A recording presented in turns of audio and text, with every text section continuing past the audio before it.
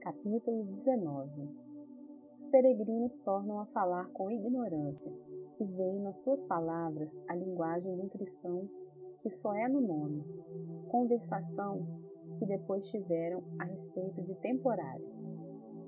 Quando a esperança terminou o raciocínio que acabamos de referir, olhou para trás e, vendo a ignorância que os seguiam, disse a cristão: Esperança, aquele rapaz não parece ter muito desejo de nos alcançar. Cristão, bem vejo, a nossa companhia, por certo, não lhe agrada. Esperança, também sou dessa opinião. No entanto, esperemo-lo. E assim fizeram. Logo que o mancebo se aproximou, perguntou-lhe o cristão por que motivo viera tão devagar. Ignorância. Gosto muito de andar só, principalmente quando a companhia não me agrada. Cristão, ao ouvido de Esperança. Não te disse eu que ele não gostava da nossa companhia? Alto a ignorância. Vamos, achega-te para nós e empreguemos o tempo numa conversação proveitosa. Diz-me como estás, como estão tuas relações entre Deus e a tua alma? Ignorância. Suponho que o melhor possível. Estou sempre cheio de bons pensamentos, que me acodem a mente para me consolarem na minha peregrinação. Cristão. E quais são esses pensamentos? Ignorância. Penso em Deus e no céu. Cristão. Também os demônios e as almas condenadas pensam como tu. Ignorância. Mas eu medito nestes pensamentos e tenho desejo de realizá-los. Cristão. Também assim fazem muitos que não têm probabilidade alguma de chegar a Deus nem ao céu. A alma do preguiçoso deseja e nada alcança. Provérbios 13 e 14. Ignorância. Mas eu penso nessas coisas e tudo deixo por elas. Cristão. Duvido muito, porque isso de abandonar tudo é coisa muito mais difícil do que muitos julgam. Dize-me, porém, em que te afundas para pensar que abandonaste tudo por Deus? Em que te fundas para pensar que abandonaste tudo por Deus e pelo céu? Ignorância. É o meu coração que me assegura. Cristão. Diz o sábio que quem confia no seu coração é um nécio. Provérbios 28 e 26. Ignorância. Isto é, quando o coração é mau. O meu, porém, é bom. Cristão. E como podes prová-lo? Ignorância. Consola-me com esperanças do céu. Cristão. Isso também pode ser enganoso, porque o coração pode consolar-nos com a esperança daquilo mesmo que nenhum fundamento tem para esperar. Ignorância. Mas o meu coração e a minha vida harmonizam-se perfeitamente, e por isso julgo a minha esperança bem fundamentada. Cristão. Quem te disse que o teu coração e a tua vida estavam em harmonia? Ignorância. O meu coração. Cristão. O teu coração. Se a palavra de Deus não der testemunho a esse respeito, qualquer outro testemunho é destituído de valor. Ignorância. Então não é bom o coração de quem tem bons sentimentos? Não é boa a vida que está de acordo com os mandamentos de Deus? Cristão. É verdade, é bom o coração que tem bons pensamentos, e é boa a vida que está em harmonia com os mandamentos de Deus. Mas deves notar que uma coisa é tê-los e a outra julgar o que os temos. Ignorância. Ora, dize-me, o que entendes tu por bons pensamentos e por conformidade de vida com os mandamentos de Deus? Cristão. Há diferentes espécies de bons pensamentos, uns a respeito de nós mesmos, outros a respeito de Deus e outros a respeito de outras coisas. Ignorância. Quais são os bons pensamentos a respeito de nós mesmos? Cristão. Os que estão em conformidade com a palavra de Deus. Ignorância. Quando estão em conformidade com a palavra de Deus, os nossos pensamentos a respeito de nós mesmos. Cristão. Quando julgamos de nós o mesmo que julga esta palavra. Eu me explico melhor. Diz a palavra de Deus, falando dos que se encontram no estado natural, que não há nenhum só justo, nem há quem faça o bem. Diz mais que todo o fim dos pensamentos do coração do homem é somente o mal. Gênesis 8 e 21. Ora, quando assim pensamos a respeito de nós mesmos e assim verdadeiramente sentimos, são bons os nossos pensamentos, porque estão em harmonia com a palavra de Deus. Ignorância. Nunca hei de crer que o meu coração seja tão mau. Cristão. É por isso que nunca tiveste em toda a tua vida um bom pensamento. Assim como a palavra de Deus sentencia os nossos caminhos, e quando os pensamentos dos nossos corações e os nossos caminhos concordam com o juízo que a palavra forma a seu respeito, são ambos bons, porque estão conformes com ela. Ignorância. Explica-me o sentido dessas palavras. Cristão. Diz a palavra de Deus que os caminhos do homem são transviados, que não são bons, mas perversos. Diz que os homens, por natureza, se apartam do caminho, que nem sequer o conhecem. Pois bem, quando um homem assim pensa dos seus caminhos, isto é, quando pensa com sentimentos de humilhação do coração, é quando tem bons pensamentos dos seus próprios caminhos. Ignorância. E quais os bons pensamentos a respeito de Deus? Cristão. De igual modo, aqueles que concordam com o que acerca de Deus nos diz a sua palavra, quando pensamos no seu ser, nos seus atributos, como a palavra nos ensina. A este respeito, porém, não posso agora ser mais extenso. Falando só de Deus em suas relações conosco, temos bons e retos pensamentos quando pensamos que Ele nos conhece melhor do que nós mesmos nos conhecemos e que pode ver o pecado em nós, ainda quando nós não possamos vê-lo de modo algum. Quando pensamos que conhece os nossos pensamentos mais íntimos e que o que é mais recôndito no nosso coração está sempre patente a seus olhos, quando pensamos que todas as nossas justiças são abominação na sua presença e que, portanto, não pode admitir que estejamos na sua presença com confiança alguma nas nossas obras, ainda nas melhores. Ignorância. Julgas que sou tão nécio que suponho que Deus não vê senão o que eu vejo, ou que me atreveria a apresentar-me na sua presença com a melhor das obras? Cristão. Pois se não julgas isso, o que é que julgas? Ignorância. Em poucas palavras vou dizer, creio que é necessário ter fé em Cristo para ser justificado. Cristão. Como? Pensas que podes ter fé em Cristo, não vendo a necessidade dele, nem conhecendo as tuas fraquezas originais e atuais, antes tendo a teu respeito e do que fazes uma opinião tal que muito claramente prova que nunca reconheceste a necessidade da justiça pessoal de Cristo para te justificar diante de Deus? Como podes dizer, creio em Cristo? Ignorância. Creio e bastante, apesar de tudo isso. Cristão. E como crês? Ignorância.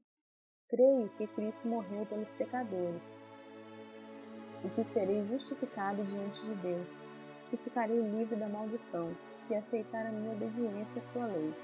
Por outras palavras, Cristo faz com que os meus deveres religiosos sejam aceitos pelo Pai, em virtude dos seus merecimentos, e assim eu sou justificado. Cristão. Permite-me que me oponha à tua profissão de fé. Primeiro, tens uma fé imaginária, porque tal fé não encontro descrita em parte alguma na palavra de Deus. Segundo, tens uma fé falsa, porque pões de parte a justificação pela justiça pessoal de Cristo e aplicas a tua própria justiça. Terceiro, essa fé faz com que Cristo seja o que justifica, não a tua pessoa, mas as tuas ações, o que é falso. Quarto, finalmente, a tua fé é enganosa, a ponto de deixar-te debaixo da ira do Deus Altíssimo, porque a verdadeira fé que justifica faz com que a alma, convicta do seu estado de perdição pela lei, busque como refúgio a justiça de Cristo, justiça que não consiste em um só ato de graça, em que a tua obediência seja aceita por Deus para a justificação, mas na obediência pessoal de Cristo à lei, em fazer sofrer por nós o que de nós se exige. Esta é a justiça que a verdadeira fé aceita, e que cobre sob o seu manto a nossa alma, que por isso se apresenta sem mancha diante de Deus, sendo aceita e absolvida da condenação. Ignorância. Queres então que confiemos simplesmente no que Cristo fez, sem entrarmos com o concurso das nossas pessoas? Essa fantasia daria livre curso às nossas concupiscências e permitiria que vivêssemos como melhor nos aprovesse, porque o que havia de importar-nos o modo de viver, se pudéssemos ser inteiramente justificados pela justiça pessoal de Cristo, só por nela termos fé? Cristão, ignorância te chamas, e bem demonstra nessa tua resposta. Ignoras o que é a justiça que justifica, e também ignoras como hás de livrar a tua alma, por esta fé, da terrível ira de Deus. Ignoras os verdadeiros efeitos desta fé salvadora na justiça de Cristo, que são dobrar e ganhar o coração para Deus em Cristo, amando o seu nome, a sua palavra, os seus caminhos, o seu povo, e não como tu, na tua ignorância, o imaginas. Esperança. Pergunta-lhe se alguma vez se lhe revelou Cristo. Ignorância. Que? És tu daqueles que acreditam em revelações? Ora, parece-me que o que dizes sobre este ponto não é mais do que o fruto de um cérebro em desarranjo. Esperança. Homem, Cristo está em Deus de um modo tão incompreensível a toda a carne, que ninguém pode conhecê-lo de uma maneira salvadora, se o Deus Pai lhe não revelar. Ignorância. Isso será a tua crença, mas não a minha, posto que não duvide de que a minha seja tão boa como a tua, apesar de a minha cabeça estar em melhor estado do que a tua. Cristão, permita-me que entre também na conversa. Não se deve falar tão lisonjeiramente neste assunto, pois eu afirmo resoluta e categoricamente o que pode conhecer a Jesus Cristo, senão pela revelação do Pai. Ainda mais que a fé, para ser reta, há de ser operada pela supereminente grandeza do seu poder. Veja, pobre ignorância, que nada sabes desta operação da fé. Desperta, pois, e conhece a tua própria miséria, e recorre ao Senhor Jesus, e pela sua justiça, que é a justiça de Deus, porque Ele mesmo é Deus, serás livre da condenação. Ignorância. Muito depressa andais, não posso acompanhar-vos neste plano. Ide adiante, nesse passo. Ide adiante, que eu não tenho pressa. E despediu-se deles. Disse então Cristão ao seu companheiro: Vamos bem, Esperança, está visto que temos de ir outra vez sós.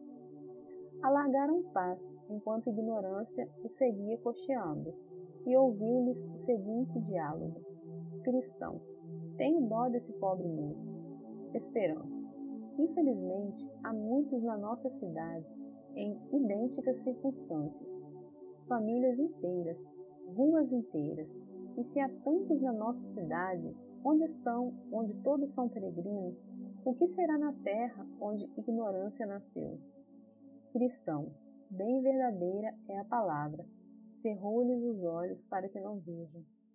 Agora, porém, que estamos outra vez sós, dize-me, que te parecem esses homens?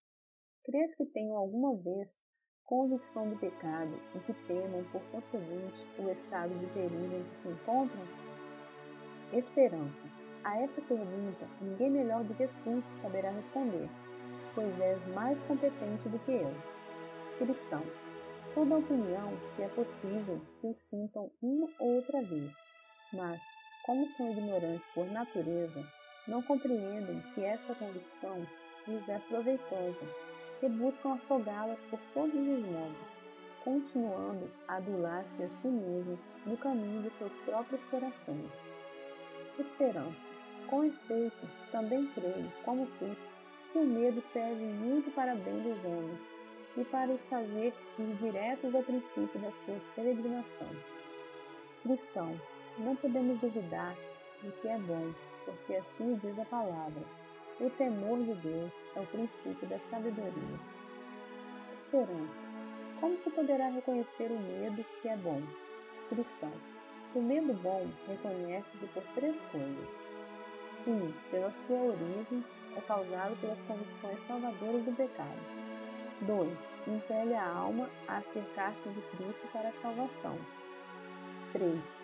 Gera e conserva na alma uma grande reverência para com Deus, para com a sua palavra e seus caminhos, mantendo-a constante e terna, fazendo-a temer de se apartar deles para outro lado, ou de fazer qualquer outra coisa que possa desonrar a Deus, alterar a sua paz, contristar o Espírito Santo ou dar ocasião a que o inimigo tome alguma vantagem.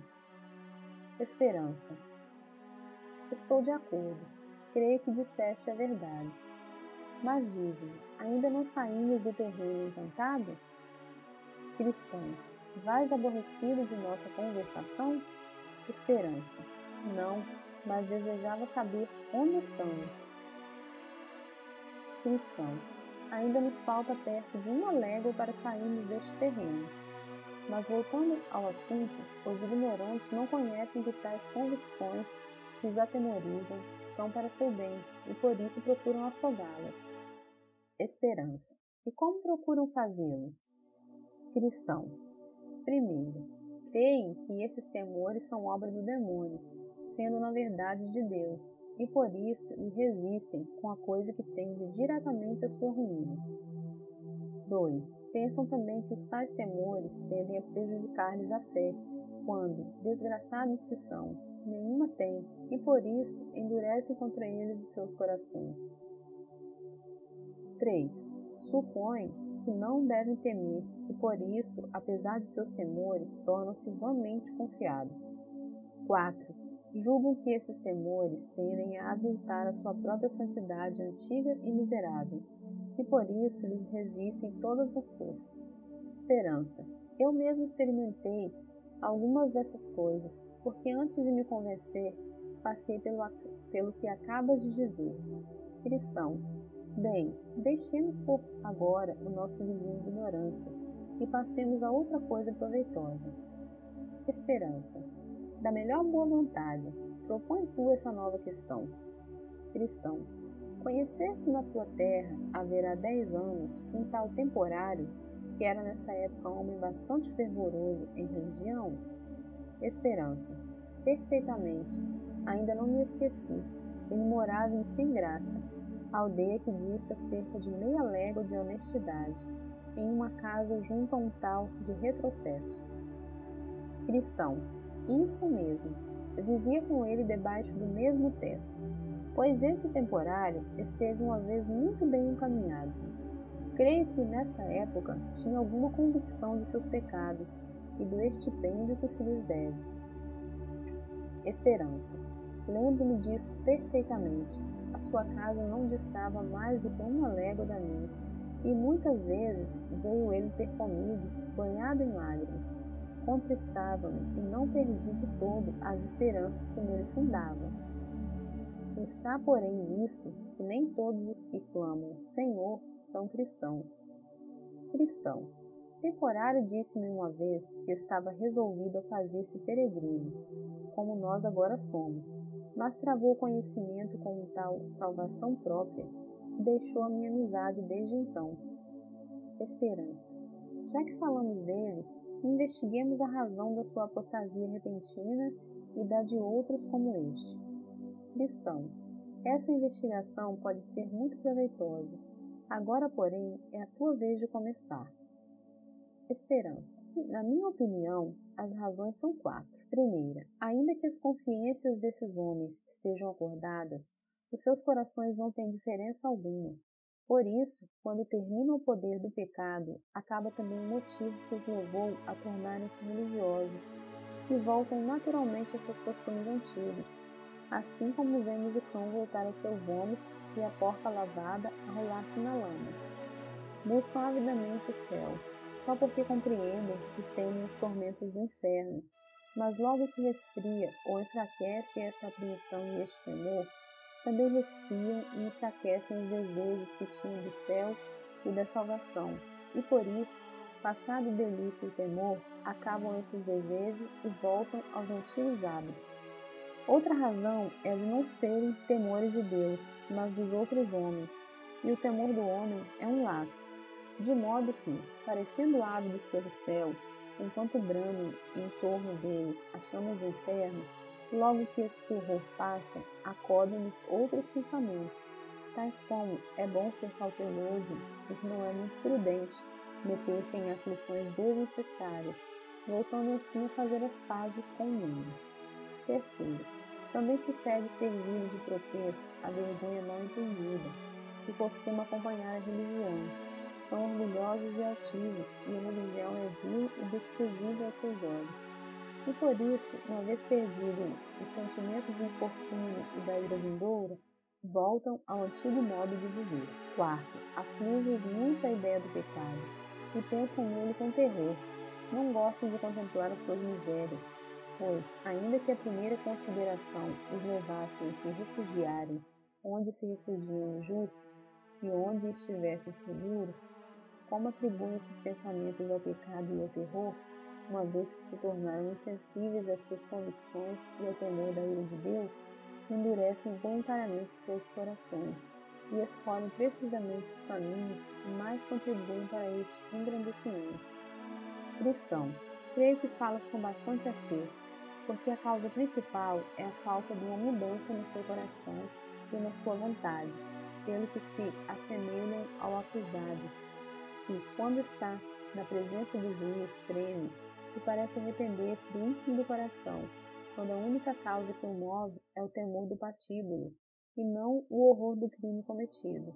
Dai a liberdade a esse réu, e vê-los-eis continuar a matar e a roubar como dantes. Mas se o seu coração tivesse mudado, teria mudado também a sua conduta. Esperança. Já que te expus as razões da volta destes homens ao antigo, explica-me tu agora a maneira por que essa falta se efetua. Cristão, eu te digo. Primeiro, desviam seus pensamentos, quando lhes é possível, da meditação e da lembrança de Deus, da morte e do juízo futuro. Segundo, abandonam pouco a pouco e gradualmente os seus deveres particulares, como são a oração, o refreamento das concupiscências, as vigilâncias em si mesmos, a dor dos pecados, etc.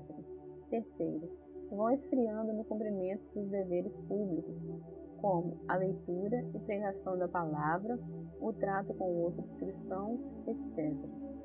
Quarto, começam a censurar as pessoas piedosas, e isso de uma maneira infernal, para terem desculpa aparente de lançarem fora a religião, com o pretexto de algumas fraquezas que descobriram naqueles que a professam. Quinto, passam a aderir e associar-se a homens carnais, lúbricos e levianos. Sexto, em seguida entregam-se secretamente a conversações carnais e levianas, estimando ver fazer outro tanto a alguns que são tidos por honrados, para contestarem seu procedimento e poderem prosseguir mais cruzadamente. Enfim, começam a mofar abertamente de certos pecados, dizendo que são de pouca monta, e, oitavo, endurecendo-se desta maneira, manifestam-se tais quais são, e assim, lançados no abismo da miséria, se o milagre da graça o não evita, perecem para sempre nos seus próprios enganos.